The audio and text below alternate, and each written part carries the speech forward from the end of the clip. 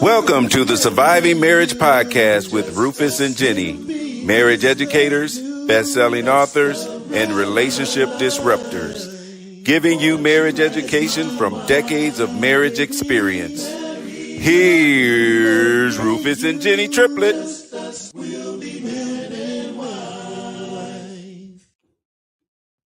We'll be man and wife. We'll be man and wife. Man and wife. Alhamdulillah. Welcome to all of our global listeners around the world. Welcome. Assalamu alaikum. Welcome to another episode of Surviving Marriage Podcast Season 5. What up, peeps? Some of y'all may just be tuning in and getting to know us, discovering us for like the first time. So I'm just going to briefly give an introduction. Yeah. This ain't Noah's Ark. Yeah, we discovered. We're discovered. You discovered something in the ocean. Their search engine led them to us. So we got discovered, okay?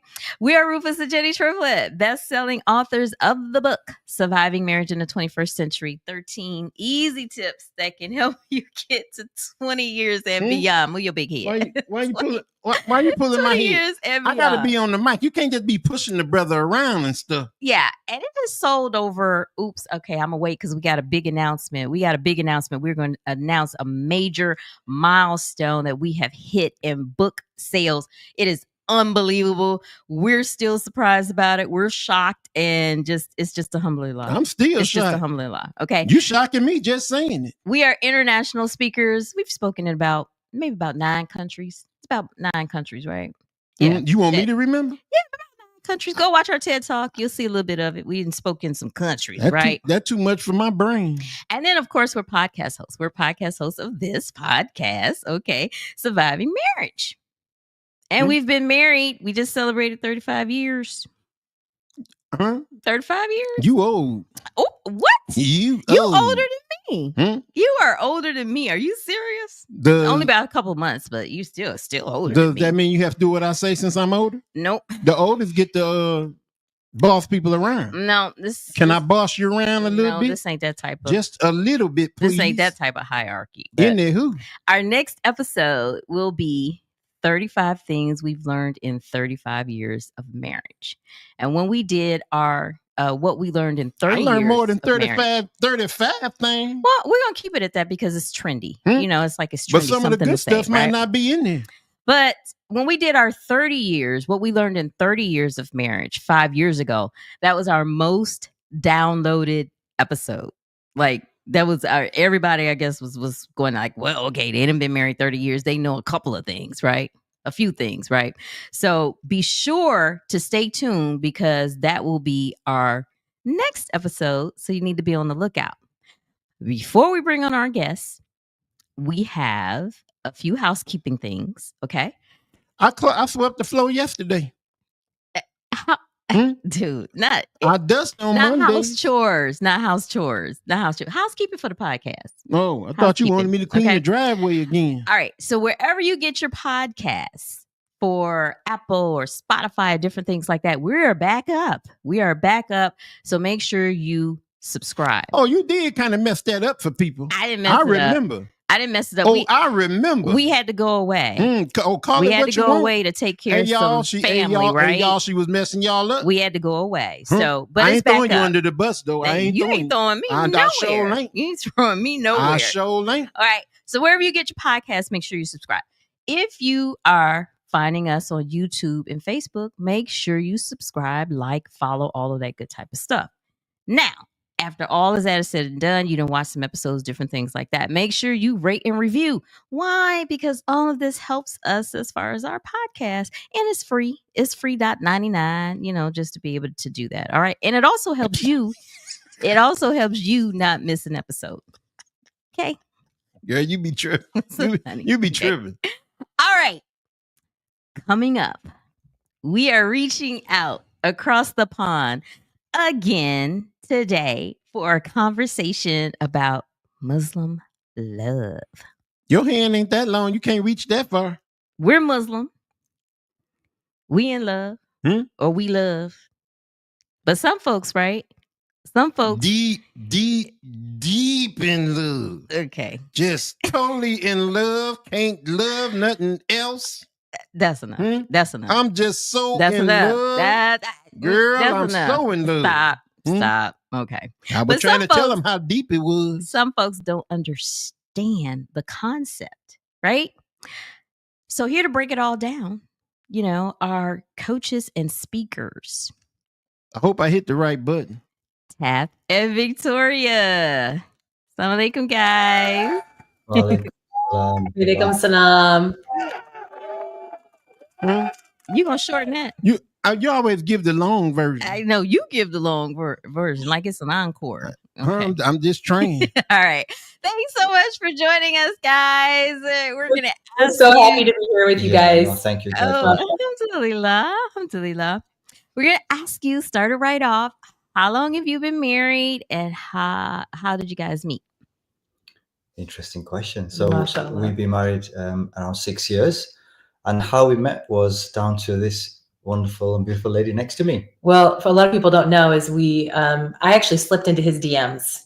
Literally, I slipped into his DMs many, many years ago because I saw him on social media, and mashallah, he was doing a lot of amazing humanitarian work. We were very similar, and I was in this phase in my life many years ago where I was like, are there any good Muslim men left?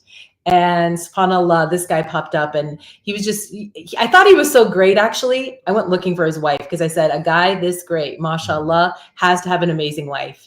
And Victoria's so great, I had to look for her history and where she was from, because I thought she was catfishing me, actually. Yeah, so I was all the way in Minneapolis and he was all the way here in England.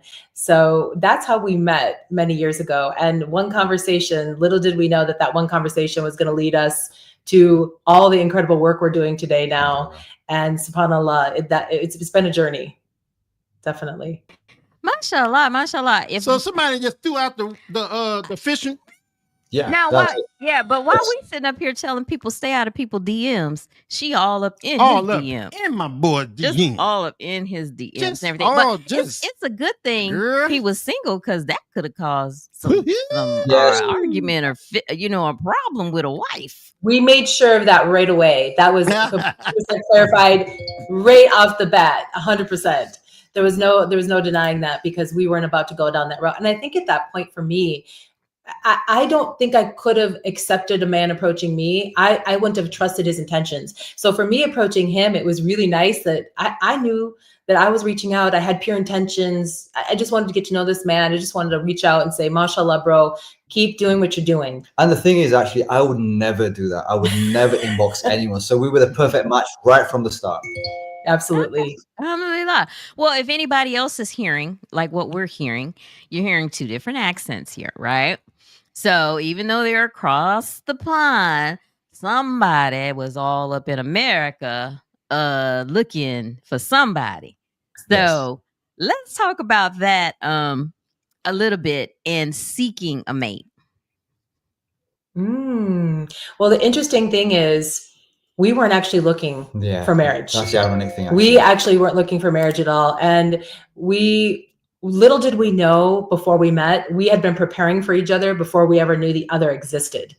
We had been doing so much work on ourselves, discovering, what we needed in life, bettering our character, breaking, generational trauma that was happening in our lives, and all that stuff that just holds you back from an incredible love story. We had both been on that journey.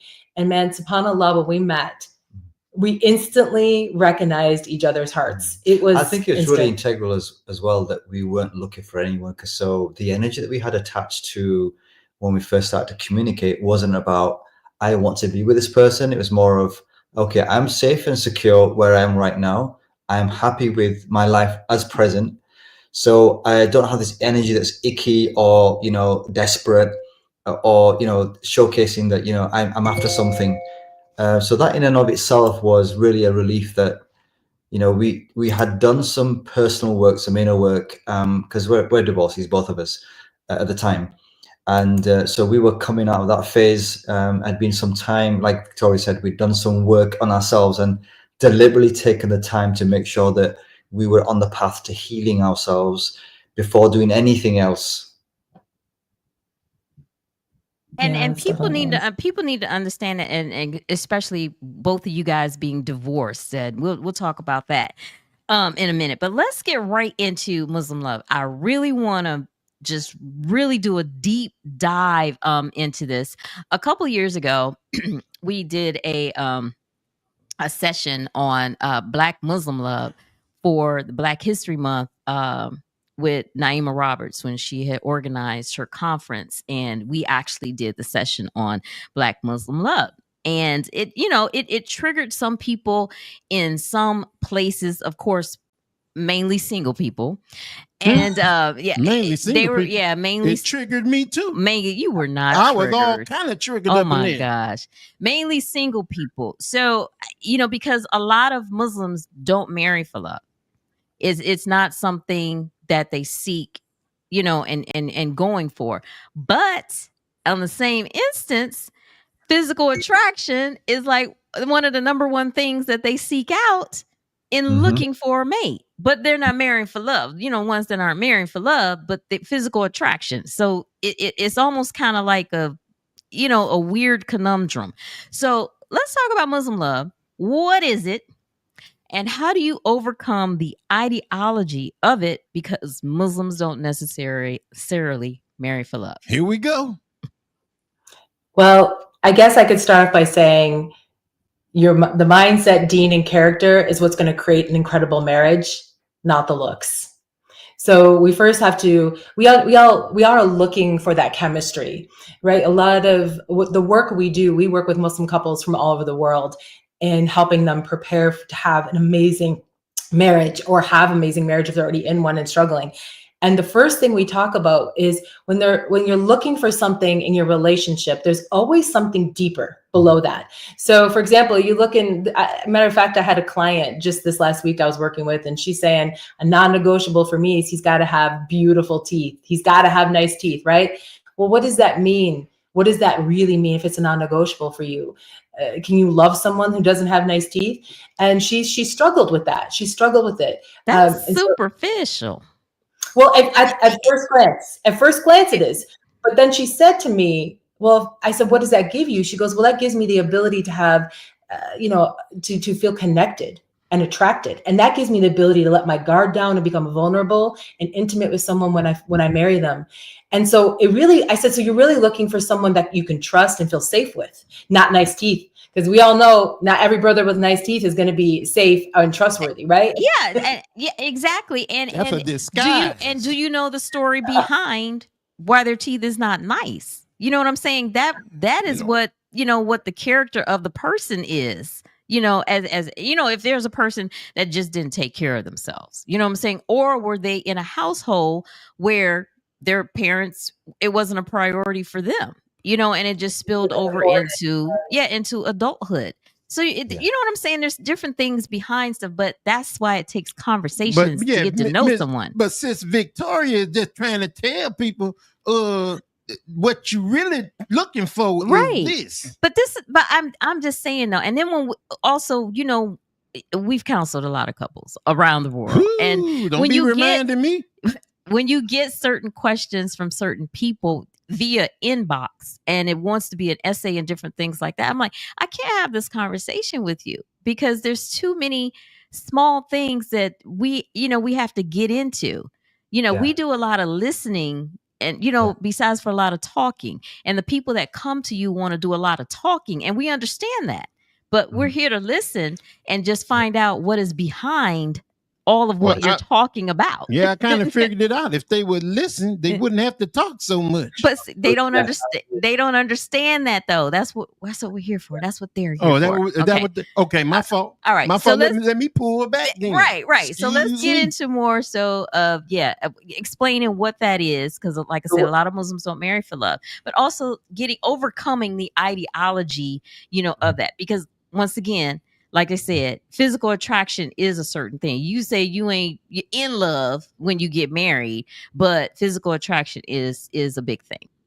Well, I was going to say that, it'd be really good to see you guys as well, because I like to interact if that's possible. The most important thing is that, we will be attracted energetically to other people, the opposite gender, because of their looks, perhaps, maybe it's their intelligence, or perhaps it's even something to do with their character. Whatever it is, I think the chemistry has to be there in the first place, that we have this attraction to someone. And it's different for different people. Now, the most important thing we have to understand about marriage is that Allah subhanahu wa ta'ala says that, the fruits of marriage, a good marriage, is sakina, right? لِتَسْكُنُوا لِهَا. So you have sukoon, peace. Now, how do we attain that peace? That peace is going to be attained through mawadda al-rahma, so love and mercy. As long as you're having these interactions with each other in your marriage that lend to you having mercy towards each other, that love will develop over time, right? Absolutely. And as the love develops, right, and we that's what I'm saying, that we could see that, but in the age of social media, when they're seeing everybody, oh, mashallah, the couples, and everything is so lovely, and that type of thing or whatever, someone may not have gone into their marriage with that, but that's the chapter that you're coming in on. Yes, absolutely. So you can be infatuated with somebody, right? But that doesn't mean you're in love with them. Right. Where love will develop through what we understand is through love maps. So when we have this detailed map of your spouse's inner world, right? The more detailed it is, the more you understand them, the more you love them for who they are, and the more empathy you'll have and compassion. So the more I know about Victoria's background, her upbringing, her childhood, her family members, the more I will have this connection with her. And that comes over time and naturally. And it's never a contrived thing that, we will love somebody right off the bat and it'll be that way for the next 50, 60 years. No, it never happens. Exactly. So we all know chemistry dies. Chemistry, it goes up and down and up and down. It changes, it grows, it dissipates, and everything. People don't understand that, especially if you haven't been married long enough. If you had an exit plan and you haven't been married long enough, that up and down goes all the way to right now. Because it's a whole different chemistry when menopause kicks in. And, baby, listen, okay, a lot of people, this is what I'm saying. You got a lot of people out here talking that can't even give this type of experience, when you get to this point.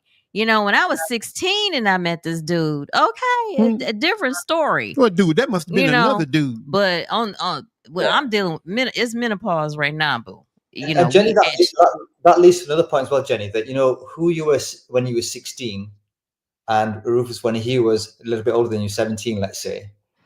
No, he's 16. We're the same age. He's just a couple months older than me. Oh, you're gonna admit it now? Huh? You're still a couple months. You're still a couple months older than me. Okay. We're the same age. So who you were when you were 16 is totally different to who you are right now. Mm-hmm. And the point of the love maps is that your map of who your spouse is right now is up to date. Right. And when it's up to date, you are in tune with them. The chemistry is still intact. You grow together. But that's the thing that's good about what you guys are. Even if you're 6 years in, the thing is, you guys got yourself together first before you got into this relationship. That is everything. To grow. Yeah, absolutely. For us, between us, we have 8 children, and we're about to have our 8th grandchild between us. And I'm telling you, we've been there, done that, got the t-shirt. We were not about to go down that road again. We were like, we're doing it right this time. We're not having kids together. We're having cats together. We have plans. I understood. So let's talk about this, because this, I do a lot of things I post on Facebook. I don't post on Instagram because it's kind of a sort of a little bit type of different audience. But we have like 50,000 followers on Facebook. So and it's diverse, just like Instagram. So people come out for different stuff. But when I want to talk about some stuff like with the Muslim community, I go in, with the Muslim community. So I posted this yesterday, and of course everybody was like, here we come with all these people, right? Okay, so the Prophet Muhammad sallallahu alaihi wasallam said, a woman is married for 4 things: her wealth, her family status, her beauty, and her religion. So you should marry the religious woman, otherwise you will be one of the losers. And that's Bukhari, for those who are wondering, is that an authentic hadith, and everything. So that's Bukhari. a couple of the comments, it just always it, it just always amazes me what some people say. Of course, somebody said a lot of brothers interpret this hadith. It's pretty straightforward. You know what I'm saying? It's pretty straightforward. Most of the stuff I read in Hadith and Quran is straightforward to me. Right. And then, some people say, well, we're the wealthy sisters. Oh my goodness. We're the wealthy sisters. And then you have some sisters that's like, well, if you do have wealth, like Sister Khadijah, Islam, approach somebody. You approach, you go and do that approach. And don't be surprised though if you approach a wealthy woman like that and she says she don't want no scrubs. Yeah, that's right. So I want to know, first of all, with you guys, what applies with this hadith, and then what do you see in people seeking marriages? Do they stick with this approach as far as Islam goes? Because we know society is kind of overruling Islam these days. Well, that's such a good question. Yeah. Before we answer that, I think it's important that we note that you don't find the love of your life, you choose them. This is so important, okay? And you need to choose wisely, because choosing a partner is choosing a life story. And you need to talk about these things before marriage. These things are beautiful. Our hadith is beautiful. But we need to consider something, that all of us are unique individuals, and you have to have these conversations before marriage. What works for one brother will not work for another brother. And one of the things we see is such an issue here. For us, we had all these conversations before we ever got married. Actually, it's in our nikah contract, how we're going to handle money, how we're going to handle travel, how we're going to, are we making exceptions to, the guidance that we've been given by our beautiful faith, because we can and we want to, if it's possible. But a lot of couples, they never talk about it. They go in with uncommunicated expectations, like, brother's going to take care of me, and if he doesn't have any money, I'm gone. Yeah. And if that's the case, you need to be upfront at the beginning of marriage and say, look, I'm here for the money and being supportive. It's a transaction to me, and if you can't do that, it's fine. Yeah, I'm out. And if she says that, then the brother has the right to say, you know what, I accept that. But a lot of sisters don't come in and say that, or a lot of brothers don't have their clear expectations up front when it comes to this, or they aren't looking for deen in the first place at all. They're not even considering it. It's not even the time. Okay, let's see. That's the thing, and that's exactly what we're finding. I ain't got to say nothing. She done hit everything. Yeah, that's exactly what we're finding, is that when we break it down, we're not trying to break you down, but we're trying to break down your walls and your excuses and different things like that. You're not representing your true intentions. You're saying different things or whatever, but that's not really your true intention. So maybe you can't find somebody because you're not being true to yourself. 100%. So that's the first person that you have to be true to. But for real. I want to say with you guys, I'm glad that you guys are here. We need more of this. Of course, for me, our spectrum across the globe, ever since we've been traveling, oh my goodness, it is what it is. But what you guys are saying, and I meet other couples that might be only married 6 years, but what you guys are coming with, I don't hear that. So for you to come with what you come, look, my hats is off. May Allah bless you guys. But look, what y'all said earlier, because me and my wife been doing this for years, and they said the brother was coming up to me saying, brother, what do you do? I got to know her. Like literally, and then what can I do with I don't know what to do with your wife. I don't know her.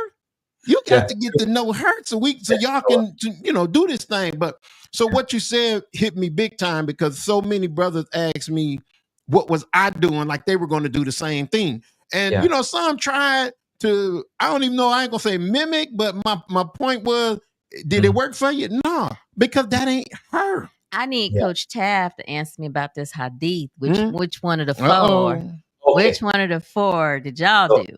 Yeah, okay. So that the last one, it talks about, marry her for her deen.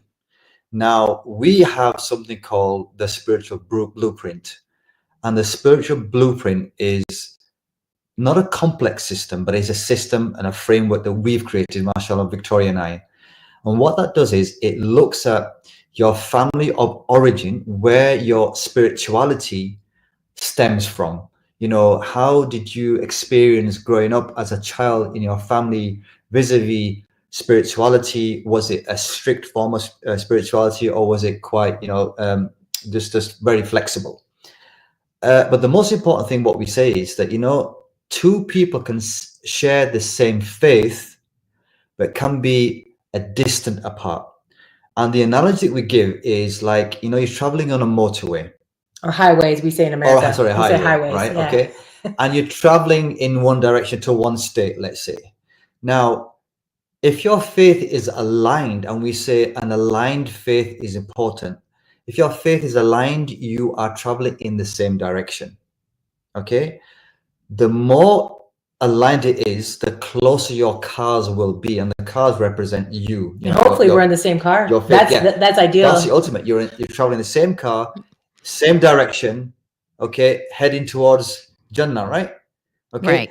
But some couples, even though they share the same faith, i.e., they're on the same highway, they're going in different directions. Right. So you say you married me for my deen. Yeah, absolutely. Alhamdulillah. Just I was trying to see if he had the bag. What in the bag is going on around I was here? trying to see if the wealth was in play. You know, you see, I became a Muslim only a few years before I met Taf. And so I was real fresh on my journey to Islam. Yeah. But I was single when I became Muslim, and I wasn't, we weren't married. You know, I know some people get married upon, you know, become Muslim upon marriage, but I was Muslim way before I met him. And so I was on that journey of like, it was all brand new and exciting to me. And I think I was looking for someone who could hold my hand on that journey, not necessarily force me, but you know, I'm a good self-sufficient, you know, leader, but mashallah, he was that guy. He was that brother that could do that. But I'm not kidding. Mashallah. And also what we're hearing, if you guys aren't tuning in, because you know I'm going to point this out to you guys, what we're hearing is two different cultures. So you know, if you think that you cannot cross culture, I cannot. You know, because I can't deal with you sometimes, woman. So many people feel, you know, there's such a small circle, and they don't want to reach out. They don't want to reach out. But if you think that the culture would be too much of a barrier, that's not the case. That's not the case. And trust me, out of all the couples we have counseled, we've counseled all kind. We counseled Egyptian and Nigerian and American and Senegalese and Iranian and American, and just, I mean, we've cross-cultural marriages. And they're making it work. They're making it work, inshallah. We say sometimes your biggest differences can become your greatest strengths as a couple. We bring 100. if you tune into it. Now, there's a lot of work that needs to be done in this space with Muslim and marriages and coaching and counseling and well, just being out there for the people to see. And I love it again that you're a married couple doing it, because that's what we need to see. Don't just tell me about it. Show me how it works. So how did you guys, you say your work is not centralized to the UK, kind of like ours, because we've been all over, you know, counsel couples all over around the world. I'm centralized to wherever I'm at. How did you guys become coaches? Well, after we got married, we basically dedicated to becoming masters in relationship literacy, because we were like, subhanAllah, after, you know, as grandparents, when we first met, we wanted to give other Muslims what we had found and how we had repaired our lives and created this amazing love story. So we got every certification. We got trained by the Gottman Institute on, you know, which they're the world masters on marriages and relationships. We literally dedicated our life to this purpose and became the co-founders of T for Two. And we talked about it for a while, saying, you know, we're going to write this book. We started to write a book, and it slowly turned from a book into a workshop, and from a workshop into working with couples from over 11 different countries, mashallah, like you're doing. And we realized how few of us are doing this work. We're one of the few Muslim couples like you are, that do this work professionally as a Muslim couple with Muslim couples, and we need more of us. So we sit in our sessions as a couple. with couples. Exactly. 100. We do as well. We do as well. I'm gonna get a little bit more into that, but I'm gonna stay right here with that because I have to let that marinate for people. Because when we wrote our book 11 years ago, what's this 2024, 11 years ago, we didn't know it was gonna do what it did. We tell that story all the time because we only wanted a voice in the space because as Black people, as a Black couple, there's so many relationship gurus out here and people giving whack advice. I'm about to say, but we just knew better than what we was hearing. Yeah, and we had already been married over 20 some years, and we just wanted to have a voice in the space saying, no, that's kind of whack, what they're saying. And then you will have people that will go and get certifications. You got some that don't. And, in the Muslim world, and even in America, I don't know more so about the UK, but America, the certifications and credentials or whatever are like highly respected. But if you are giving good advice, if you have experience in what you're talking about, people do respect that.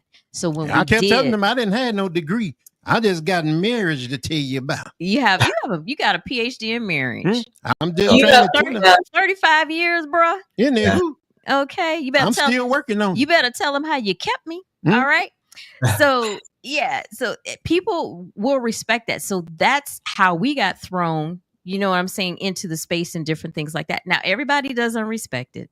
Y'all say tea for two. We ain't everybody's cup of tea. We know that. We aren't either. Yeah. Trust me, we face a lot of criticism outside our community, in the community. Yes. Because they don't want to see what we have to offer. And it's difficult because, like you were saying, Brother Rufus, Muslims, we struggle because we have this beautiful hayat. We have this privacy we want to keep, which is beautiful. But if we don't see good marriages modeled, how are we expecting our kids, the next generation, to have them? Exactly. We're not going to, they're looking at Hollywood.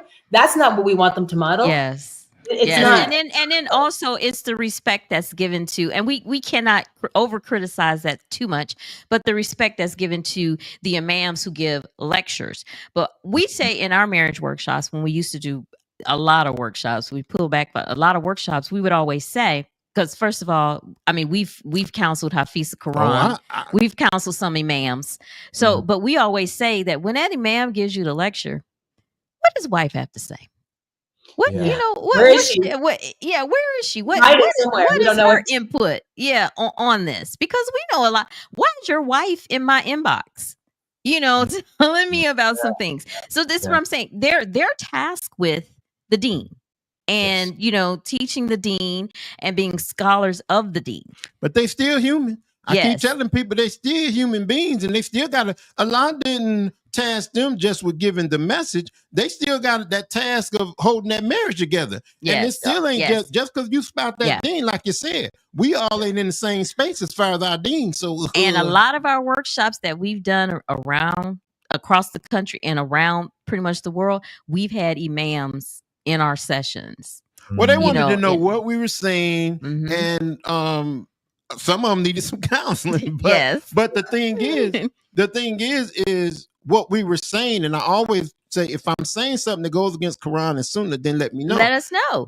They said good job. We've got one of the biggest compliments and references and support. Don't be putting nobody's name out there. Imam Siraj Wahab. Why are you putting people's name out there? You cannot say that name around the world and people not know who he is. Hey, Siraj, my brother, that ain't me, partner. That I ain't giving up your name now. Stop it. Okay.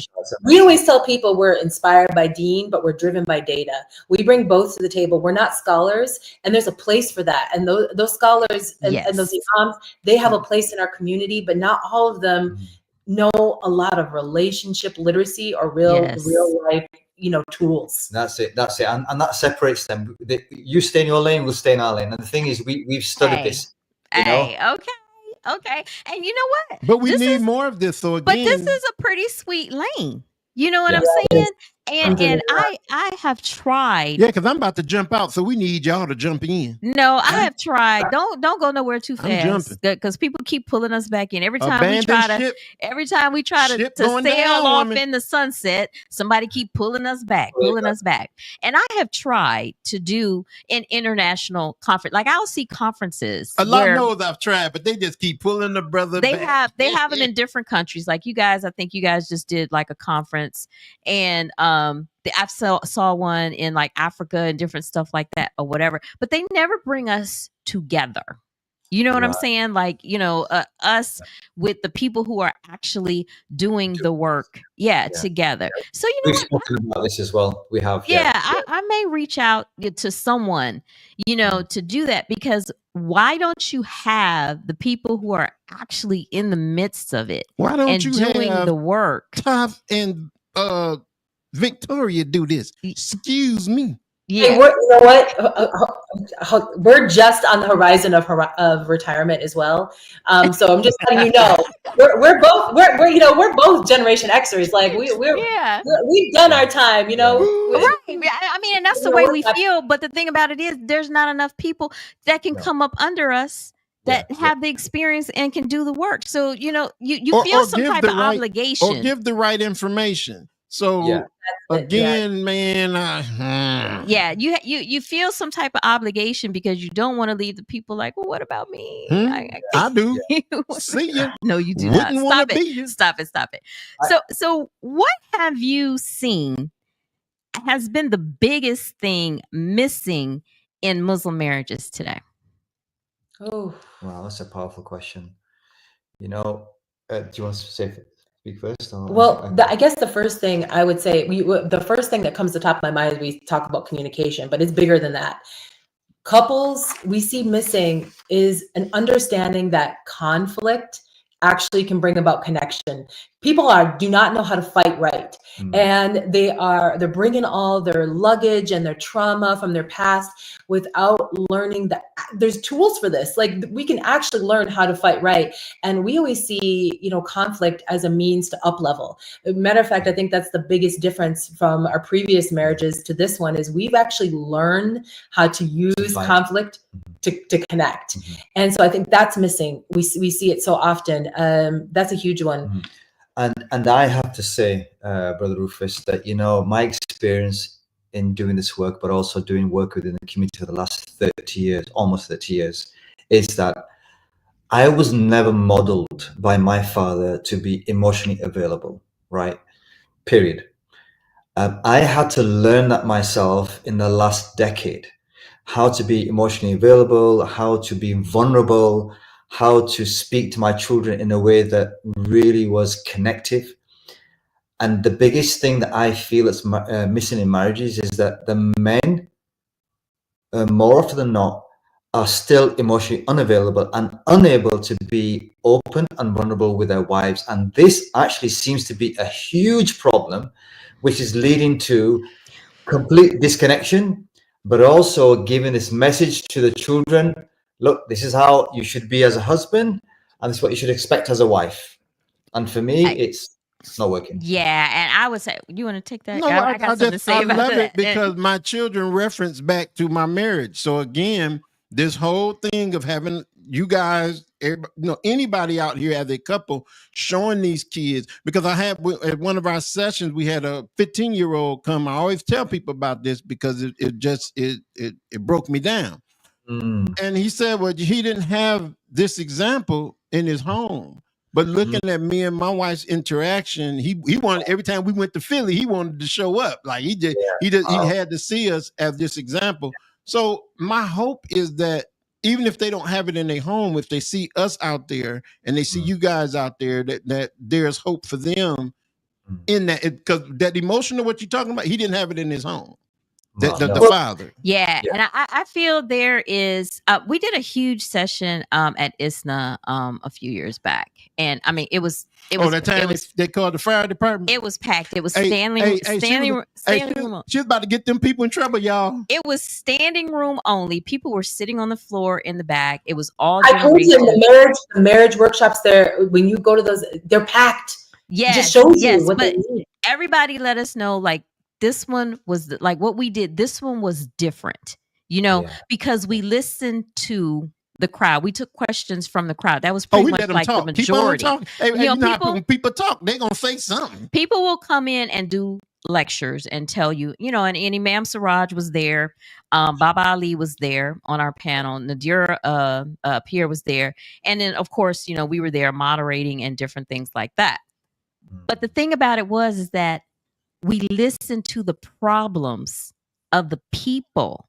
And that's, you have to tune into, you can't It's talk, not just about a lecture all the time. yeah, you Right. can't talk at people.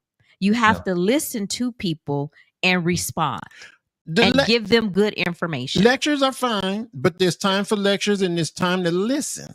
Yeah. Mhm. And I feel that is missing in communities because people don't want to keep showing up and just being talked at. You Because know, most of them know the stuff. They know what they should be doing. But Yeah. how Yeah. they apply that to themselves. right. You know, And I feel little what tricky. you were saying in regards to men not being emotionally available, that comes back to parenting. Yeah. We Yeah. did a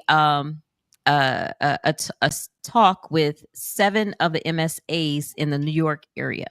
So all of them, it was all different nationalities. You had Bangladeshis, Pakistanis, you know, the Indo-Pacs, the, you know, Moroccans, everything. And these were a lot of them were first generation Americans. And that their parents, a lot of them talked about their parents. We were getting stuff in the messages in the chat said, I wish my parents was as cool as you guys.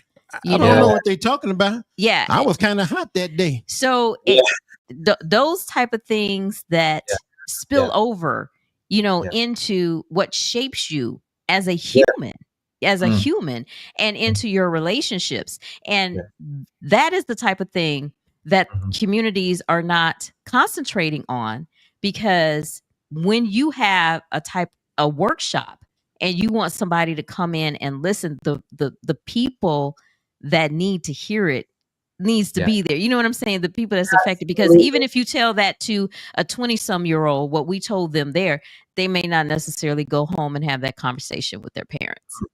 No, you're right. And do you want to say something? No, I was going to say the other thing that we see that is really plaguing Muslim marriages is, if I could just put it in real world talk, we're bored. We're looking for the next best thing all the time. We're looking for the next best thing all the time. And so what we're doing Speak is we're, for yourself, Picky girl. No, we ain't I'm not bored bored. over here. I'm not bored at all. Alhamdulillah. Let me tell you. Imams, that was not me. That was Miss Victoria. Excuse me. What I'm saying is boredom in the sense of, is there somebody better out there? Is this all there is? Could I have it more? The next best thing.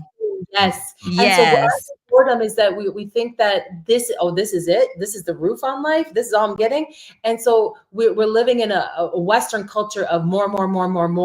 And we're not committed and using our faith to stay in a place that is fully aligned with our faith.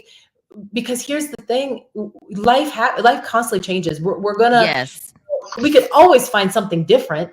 It's not about that. It's like sometimes you make the right choice and sometimes you make the choice right. When you get married, that is for life. Bar abuse and we're not talking about that. I'm talking about anything but that. It is important to really work on your relationship. When the going gets tough, don't get running. And we see it so often. Yeah, so often.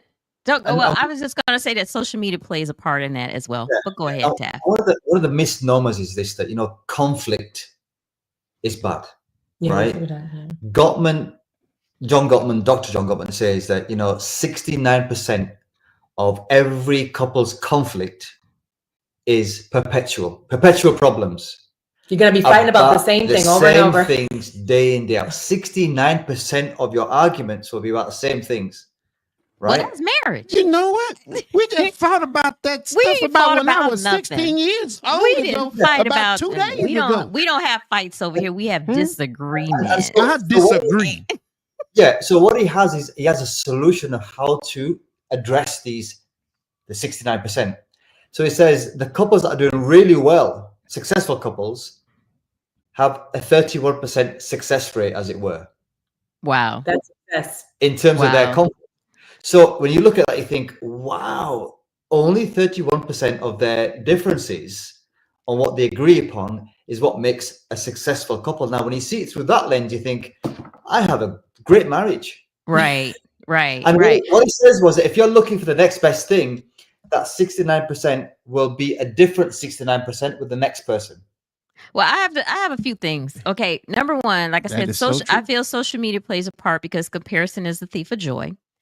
And Absolutely. you may have a wonderful, because before we wrote our book, we were in a bubble. You know what I'm saying? We didn't even know that the marriage space was so bad, like for Muslim marriages, because we were good. Like, oh, we're happy over here. We're good. But social media plays a part in that, and what you see other people have, and what their spouses are providing, and what they can do, and and different things like that. So you might be searching for that, even though that may not be what you want. But so you'll have that and be able to post it on social media, then that'll make you happy because that's that dopamine that social Absolutely. media provides. Okay. That's one. And then number two, I don't think people really know what they want. That's true. What you were saying before. Yeah, they don't, well, they know what they think, they know what they want. They don't know what they need. Right. And Allah gives you what you need. So that's why you ain't got it yet. It goes all the He way ain't back to got it them yet. teeth. Them teeth Miss Victoria was talking about. Okay. What do you need? Okay. Describe your marriage in one word. Oh, Connective.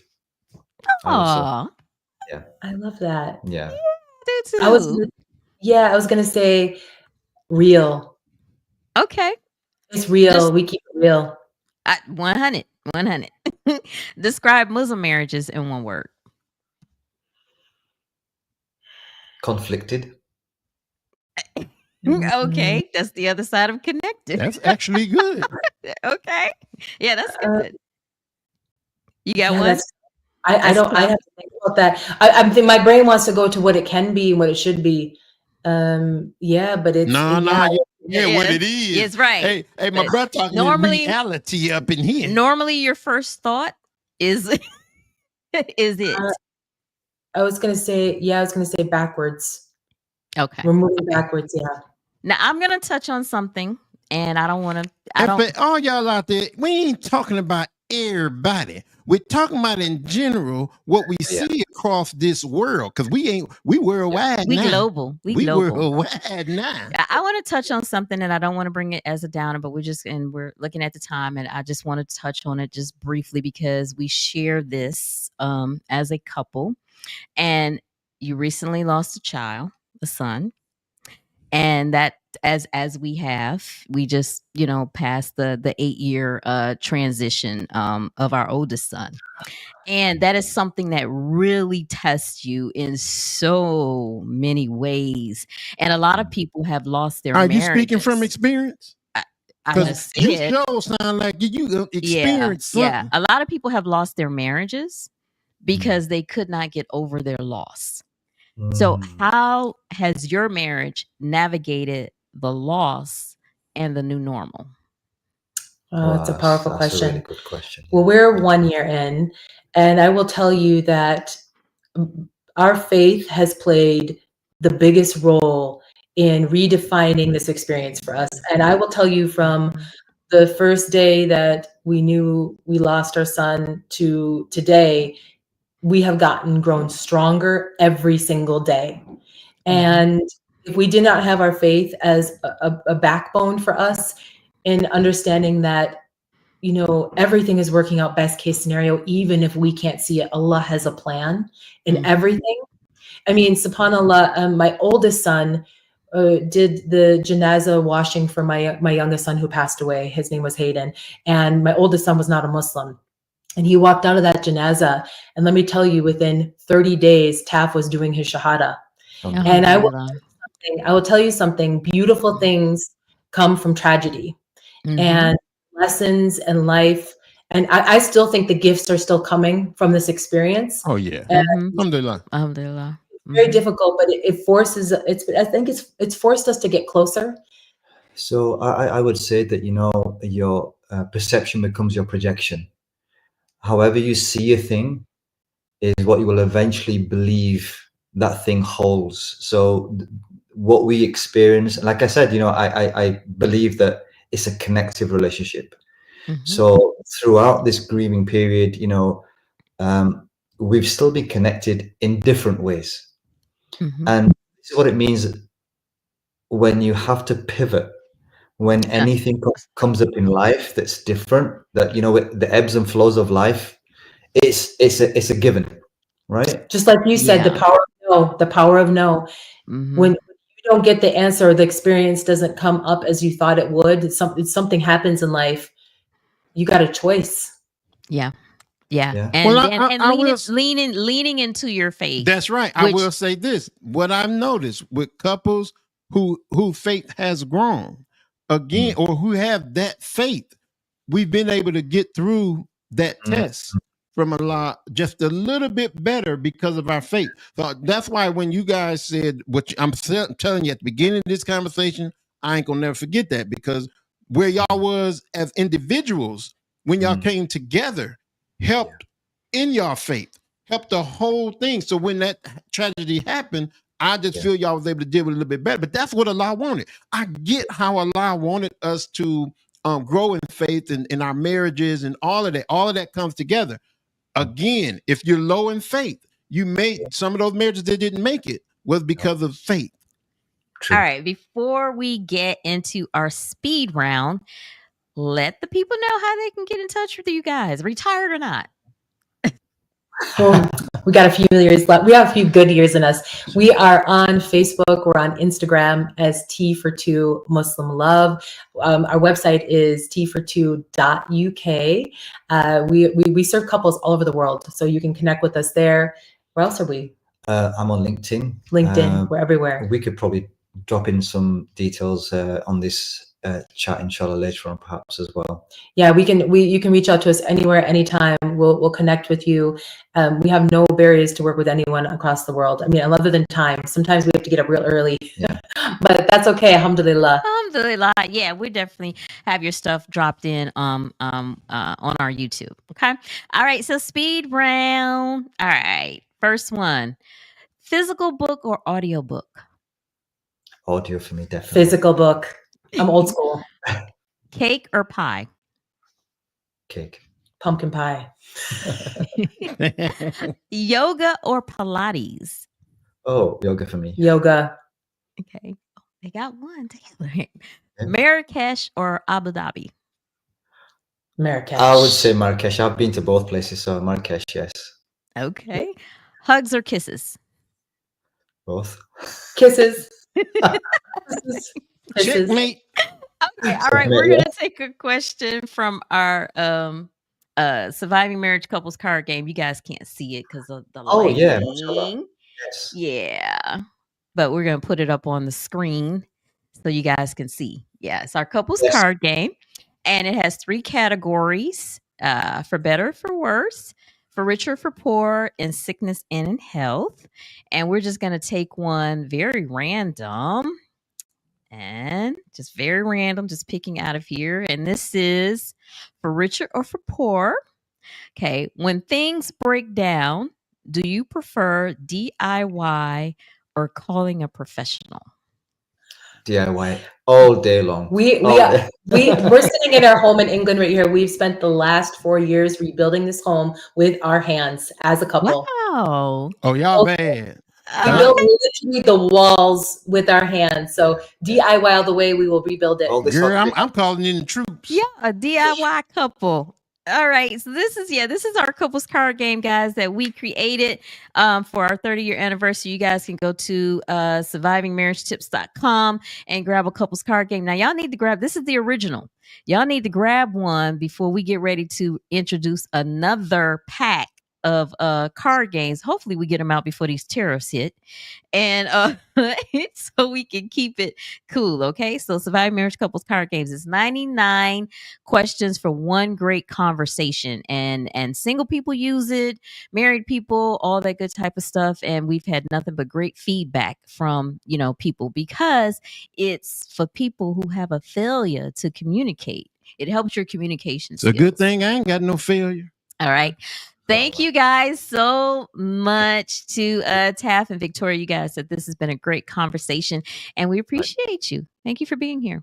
Thank you both as well. We pray you have an amazing trip. Get to Miami in the heat. Have fun. All right. Okay. Y'all be good. Assalamualaikum. Walaikum salam.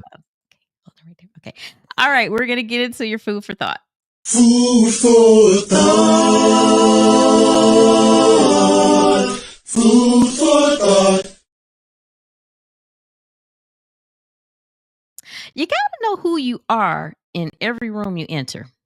You got to know. People okay? don't know themselves. Nah. I know myself. Some circles we go into, we can't talk about Dun and Bradstreet.